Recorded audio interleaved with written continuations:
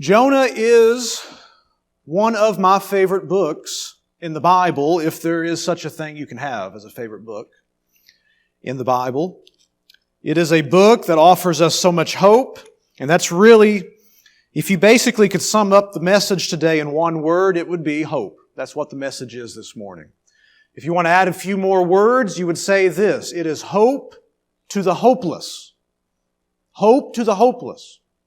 The New Testament talks about how everything written in the Old Testament is written to give us hope. The book of Jonah, as well as every book in the Old Testament, is a testimony of that fact. And what we find here in the book of Jonah is a Christian, a prophet, a man who has walked with God. He has preached God's Word.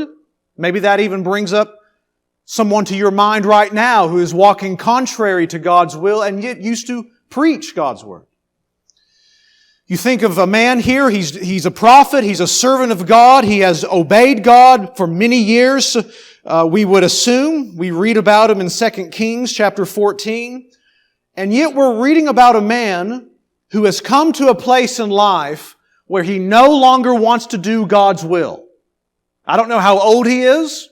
Maybe he's an older man. Maybe he's tired. And he says, I'm going to take the next few years of my life off. I'm tired of doing everything that the Lord wants me to. I've done enough in my life to deserve a little rest and relaxation from the will of God.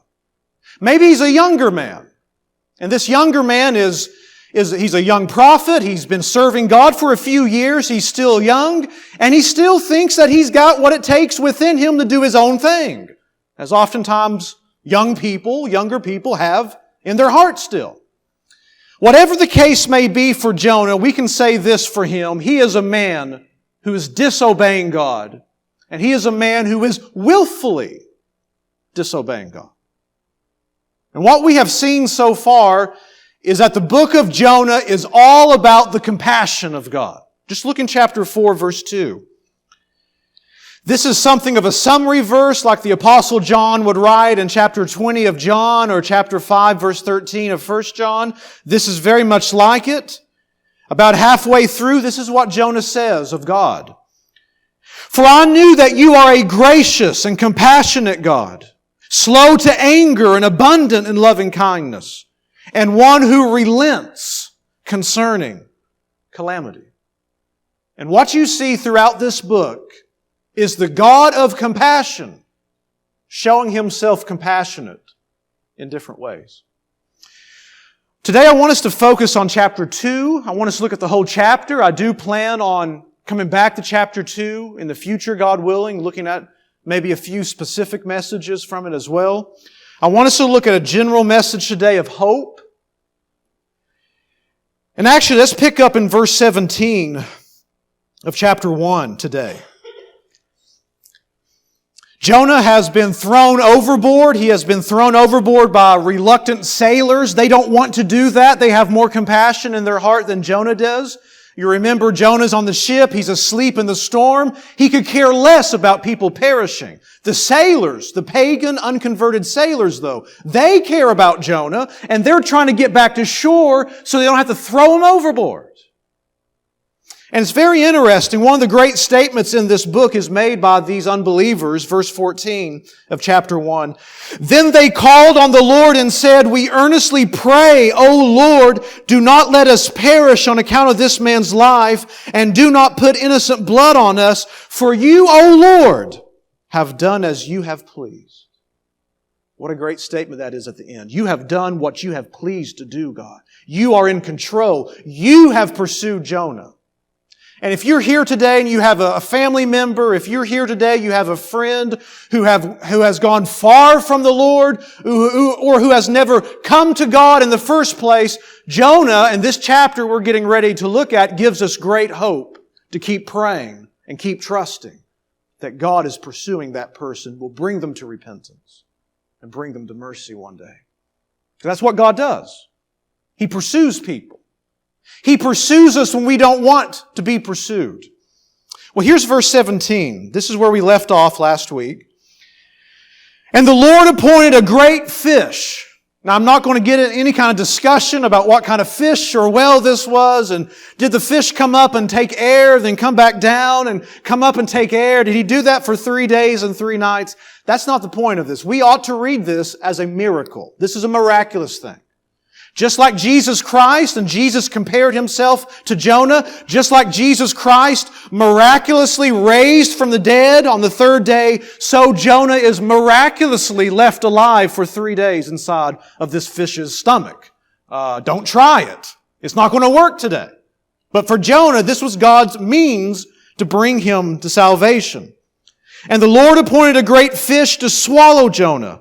And Jonah was in the stomach of the fish 3 days and 3 nights. Let's get down to chapter 2 now. As we look at hope this morning. Hope for the hopeless. Why do we have hope for?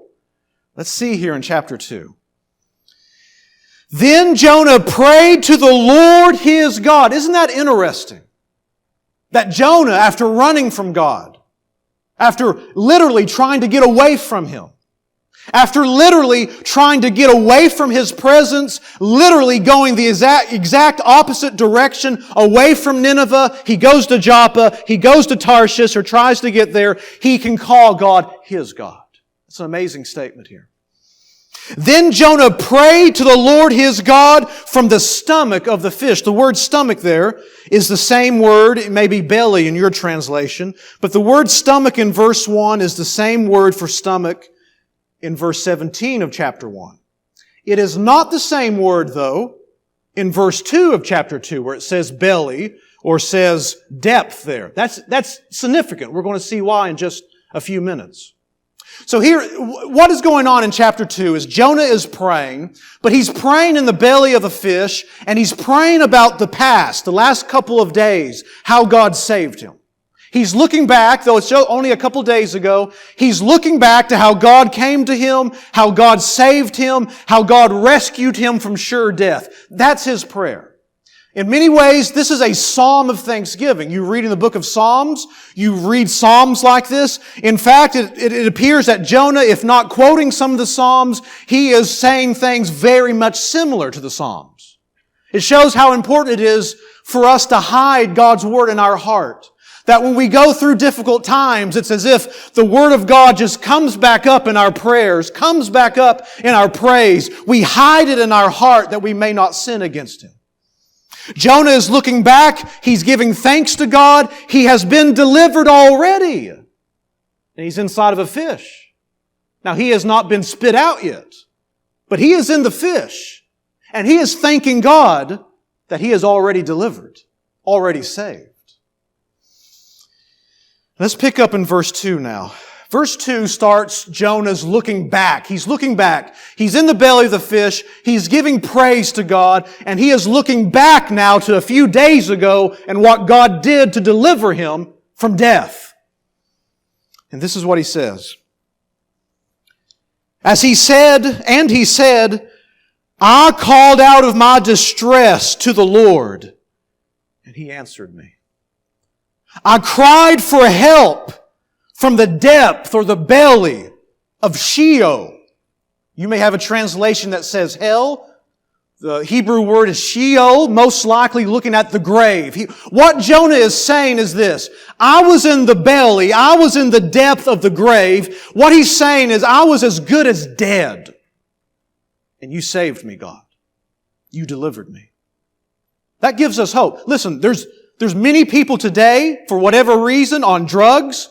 There's many people today on pills, on alcohol. There's many people today who say to themselves, if only I could go to bed and get a good night's sleep without my conscience killing me. That's one of the main reasons that people turn to drugs. They turn to alcohol. They turn to pornography. They turn to anything they can get their hands on to numb them because they just want to go to bed. They just want to sleep.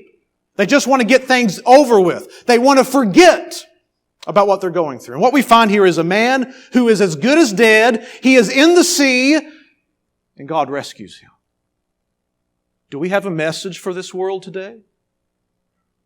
What's suicide rates like right now? Not only in America, but in other countries. What's the suicide rate like in Japan? One of the most civilized places on earth. One of the most advanced places on earth. Advancements and civilization and all these niceties in life do not fill our heart up, though, do they? We have something within us that cannot be filled up. We have something within us that cannot be satisfied until we drink of the drink and the water of the Lord, His Holy Spirit, within our heart. Here is a man, Jonah. If anyone is hopeless in the Old Testament, it's Jonah. He's as good as dead. He is in one sense under God's judgment. Certainly for straying from God, and yet God's judgment has mercy within it. His judgment often that He gives us is a judgment that can bring us back and bring us back to our senses. It was a judgment in one sense for the prodigal son to eat the pig's food, to want to eat the pig's food. He was a Jew. They weren't even supposed to touch swine, let alone eat out of the trough of a swine and a pig. And yet this young Jewish man who took all of his money from his father's inheritance and left, that judgment was a mercy that brought him to his senses. Aren't you glad for mercies in our judgments? Aren't you glad for when things go wrong in our life, that though it could be extremely painful, extremely serious, and yet through all of our heartaches and troubles, God is working in our life to bring us to Him, or to bring us in a greater way to a knowledge of who He is. He says there in verse 2, I cried for help from the depth of Sheol. You heard my voice. Now this is the reason I brought out the word belly or depth there being different than stomach in verse 1 and verse 17 of chapter 1. I do not believe, and I don't want to make too big of a deal out of this, but I, like others, believe, and I think it's significant, that the picture we have of Jonah, the sailors taking Jonah, throwing him in the water, and the fish waiting there for him to get him, I don't think that's what happened in the Bible. I don't think that's what happened here in chapter 2. We're going to see more of that. I think the picture that God gives us, again, we don't want to stress it too much, but the picture that God gives us in chapter 2 is of a man thrown into the water, and the waters are taking him further and further down into the sea. He's holding his breath. He's praying without words. He's praying with his heart, where all true prayer comes from. He's underwater. He's about to die. He's crying out to God within himself. And then God takes the fish and saves him. Again, you notice he's in the fish giving thanks to God for deliverance. He's not delivered from the fish, he's in the fish. The fish was the deliverance, the salvation that Jonah experienced. Look in verse 3. For you had cast me into the deep. This is God's doing. If you look back in chapter 1, you see it's the sailors. The sailors reluctantly put their hands on Jonah. The sailors threw him out into the water. It was the sailors who did that. But here, Jonah, as the theologian, as the prophet, clearly understands the ultimate one who threw him into the water was God Himself. It was God getting the prophet's attention. It was God doing this to the prophet, the wayward prophet. For you had cast me into the deep, into the heart of the seas. He's not on top of the water and a fish comes. He's sinking down into the seas. And the current engulfed me. He's being pulled down into the water.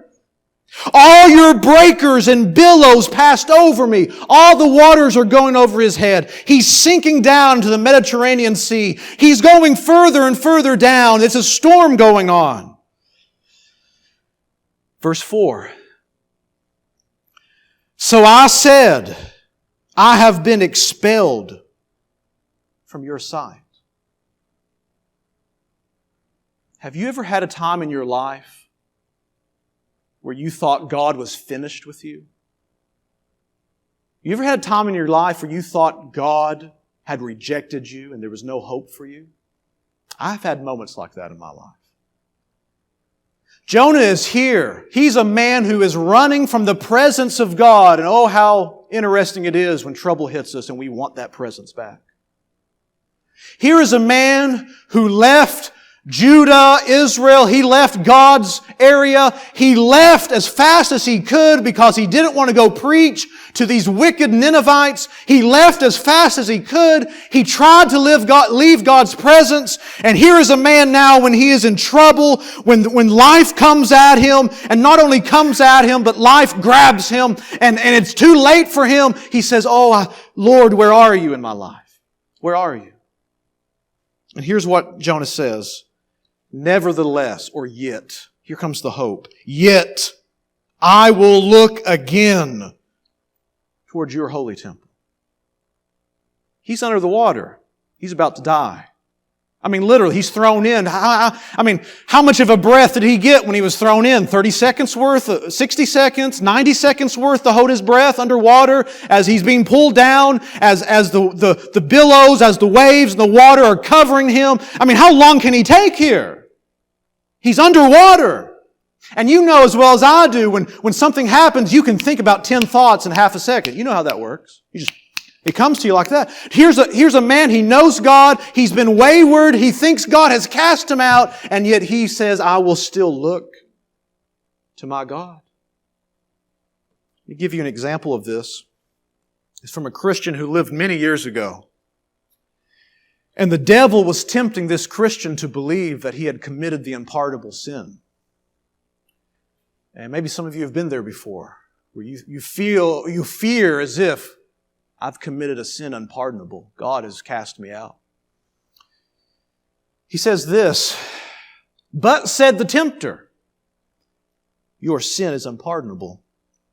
Well, said I will pray. 'Tis to no boot, said he. Yet said I will pray. So I went to prayer to God. And while I was at prayer, I uttered words to this effect. Lord, Satan tells me that neither Thy mercy nor Christ's blood is sufficient to save my soul. Lord, shall I honor Thee most by believing Thou wilt and canst? Or Him by believing Thou neither wilt, not, nor canst? Lord, I would fain honor Thee by believing Thou wilt and canst. He says, Lord, the devil's tempting me to believe that my sin is too great. Lord, I want to honor You, to believe that You can forgive me. That's faith. That's praying in faith. When the onslaught of the enemy, when the devil's accusations are coming at you from all places, and you feel as if your sin, it would be one thing before you were a Christian, you know God has mercy on Christians, but your sin was a willful sin perhaps, or you did something that you knew you shouldn't have done, or you did some grave sin after you became a Christian. And now the devil comes to you, and your conscience smites you, and the devil says, it's too late. And this Christian says, Lord, I want to honor You in believing that You can forgive me. That's faith. That's prayer right there. That's what Jonah's facing here. Jonah, he's underwater. He's about to die. Surely God is angry with me. Surely God has rejected me. He put me down here. He said no to me. And yet, I'm going to look up still to God. Oh Lord, help me. Water encompassed me to the point of death. The great deep engulfed me. He's not in the belly of the fish. He's in the sea. The great deep engulfed me. Weeds were wrapped around my head. He's in darkness. He can't see. I descended to the roots of the mountains. What's the roots of the mountains? Well, you go outside, you see a tree, you say that part's the tree. The part on top of the ground's the tree. The part under the ground, that's the roots.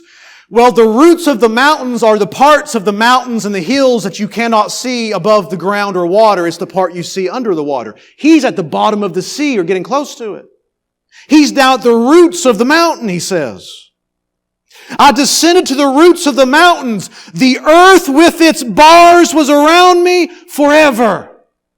It was over. I was imprisoned. What do I have? 60 seconds of life left? I was imprisoned under the water. There is no hope for me.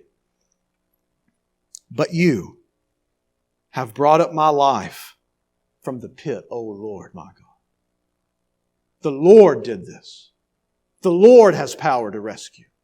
The Lord has power to bring up a hopeless sinner or a hopeless backslider, to bring him up and to raise him up and to change him, to make him a new creation, to forgive his sin. The Lord does these things. Verse 7, while I was fainting away, I remembered the Lord. He's not in the fish's belly. He is about to die. He has no oxygen. He's about to fade away. And he remembered the Lord. And my prayer came to you into your holy temple. Isn't that amazing?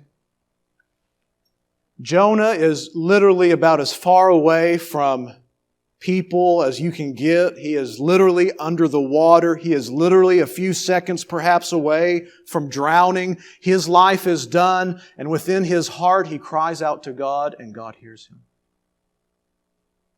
God hears us no matter where we're at, if we come to Him truly. Those who regard vain idols forsake their faithfulness. Those sailors, though they helped Jonah, tried to help him, those sailors in chapter 1, they were praying to false gods. False gods aren't going to help here.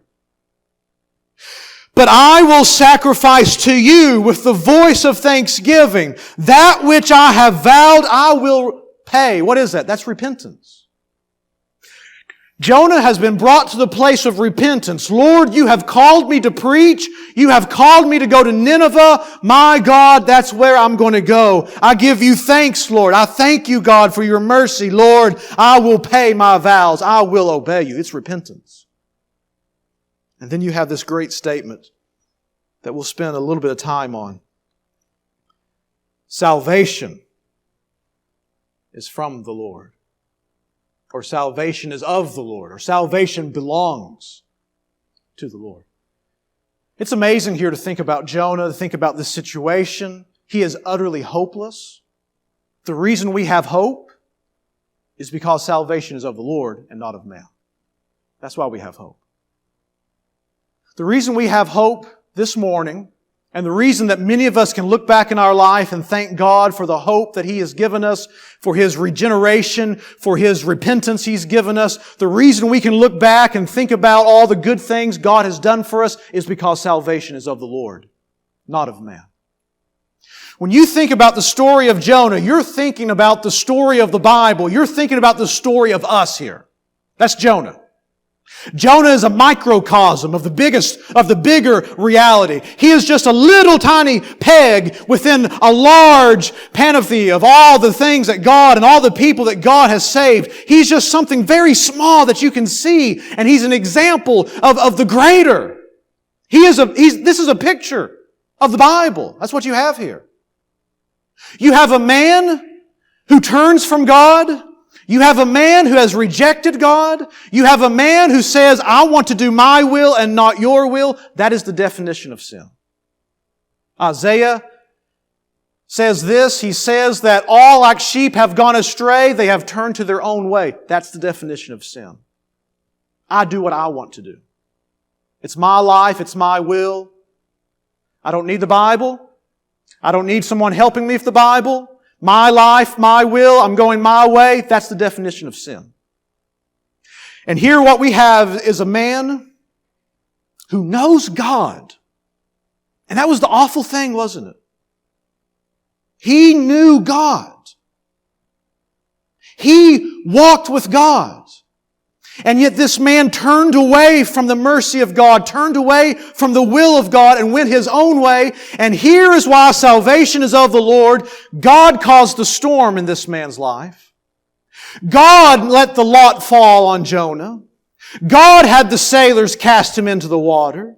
God prepared the fish. God did all this for Jonah. God put him in the bottom of the sea, moments away from death. God put him in that place so he would cry out for salvation. And Jonah says, only God could have done this. Only God could have done this.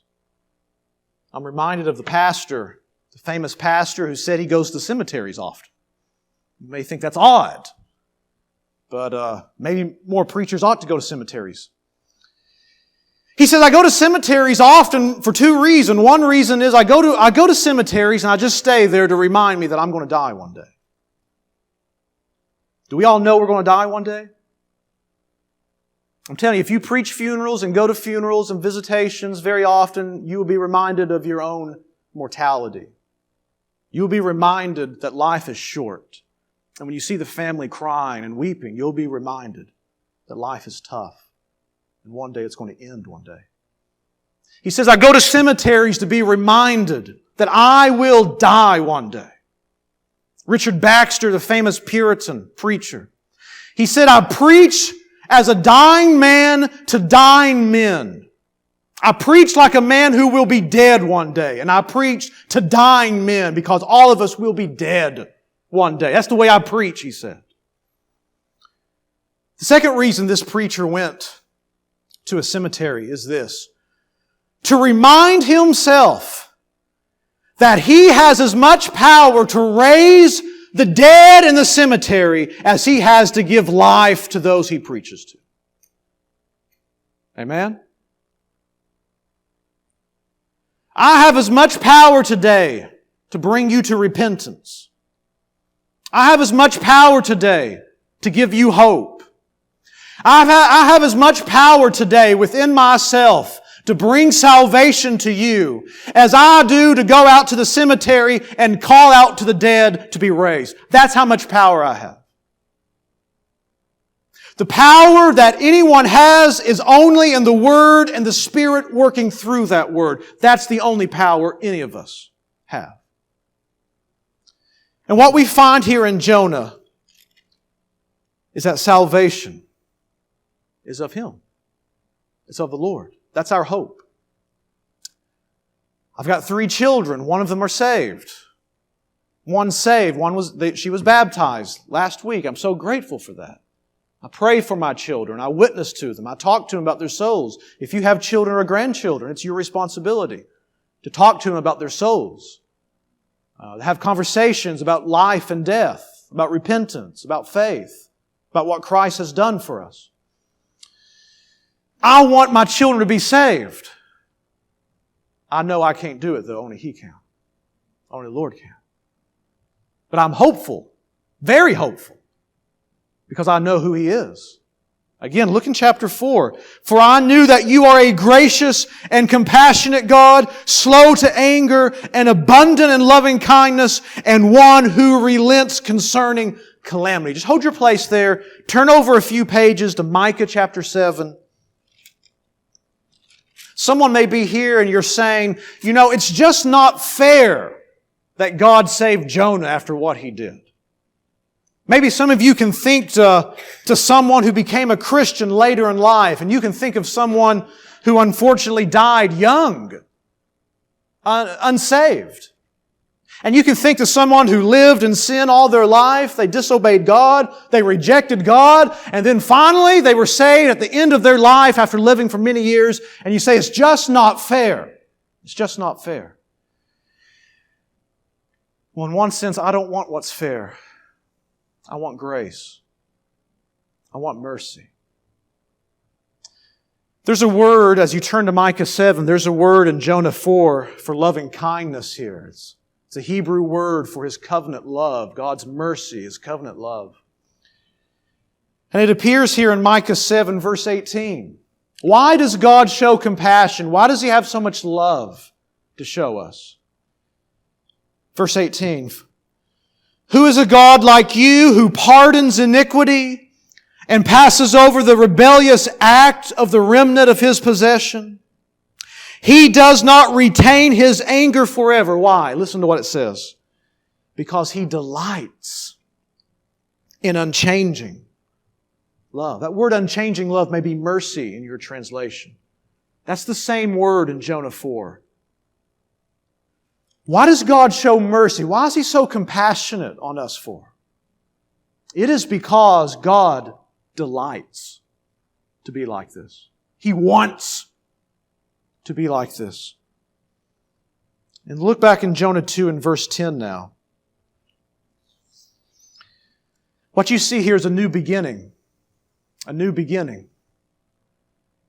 I don't know the hearts of everyone here. I don't know your life.